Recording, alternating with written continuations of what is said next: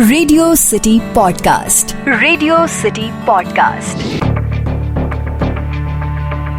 வரலாற்றினுடைய பக்கங்கள் எடுத்து பார்க்கறப்ப ஆச்சரியங்களுக்கும் மர்மங்களுக்கும் பஞ்சமே இருக்காது. யாராவது ஒரு அரசருடைய மரணம் கண்டிப்பான முறையில மர்மமா தான் இருக்கும். அப்படி ஒரு அரசியோட மர்மமான மரணம் பற்றி தான் இன்றைய ரேடியோ சிட்டியின் மர்ம தேசம் பாட்காஸ்ட்ல கேட்க போறோம். நான் உங்க ஆர்ஜே ஜான். நீங்க கேட்டுட்டு இருக்குது ரேடியோ சிட்டியின் மர்ம தேசம் பாட்காஸ்ட். ரேடியோ சிட்டியின் மர்ம தேசம்.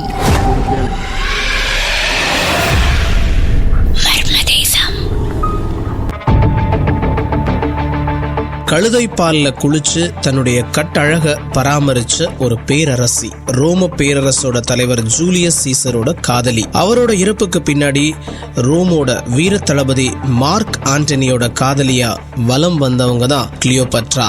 ரோம பேரரசோட பிடியில எகிப்து விழுந்து விடாம இருந்ததுக்கான காரணம் கிளியோபெட்ராவோட அழகும் வசீகரமும் தான்.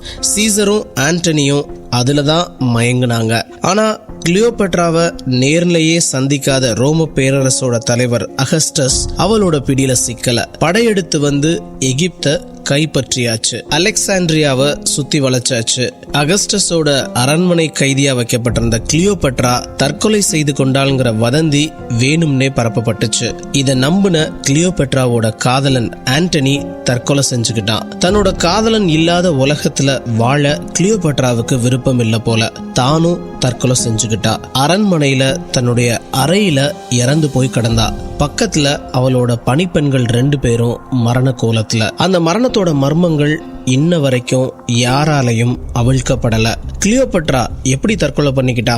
எகிப்தியன் கோப்ரான்னு எல்லாராலையும் அழைக்கப்படுற நாஜா வகை பாம்பை தன்னோட மார்புல கடிக்க வச்சு கிளியோபெட்ரா இறந்து போயிட்டா. இது ப்ளூடார்ச் உள்ளிட்ட பல சரித்திர ஆசிரியர்கள் எழுதி வச்சுட்டு போனது. இறந்து கிடக்கக்கூடிய கிளியோபெட்ராவோட திறந்த மார்புல பாம்பு ஒண்ணு ஊர்ந்து சென்றதா பழைய ஓவியங்களும் இருக்கு.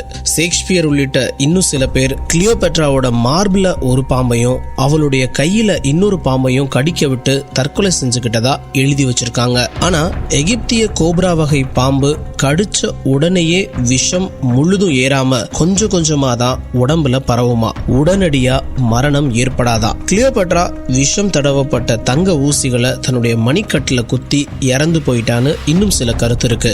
இறந்த உடனேயே கிளியோபெட்ராவோட உடலை சோதனையிட்ட அகஸ்டஸ் அவளோட கையில 2 மெல்லிய துளைகள் இருந்ததாவும் குறிப்பெழுதி வச்சிருக்கிறாரு. தன்னுடைய உடல் அழக போற்றி பாதுகாத்த கிளியோபெட்ரா பாம்பை கடிக்க விட்டு உடம்பெல்லாம் கலராகி கொடூரமான வலியோட இறந்து போறத விரும்பி இருக்க மாட்டா. சோ ஹெம்லாக் அப்படிங்கிற தாவரத்தோட கொடூர விஷயத்தை ஓபியத்துல கலந்து சாப்பிட்டு இருந்திருக்கலாம். உடனடியா மரணத்தை தரக்கூடிய இந்த வழியை பயன்படுத்தி இருக்கலாம்னு ஜெர்மனியை சார்ந்த கிறிஸ்டோபர்ங்கிற சரித்திர ஆசிரியர் இப்படி சொல்றாரு.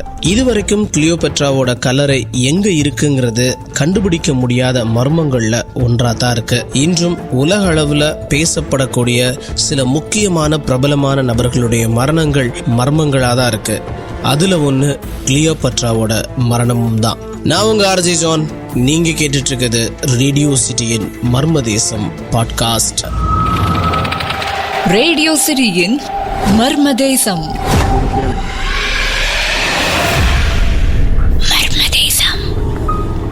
Radio City. Radio City. Podcast.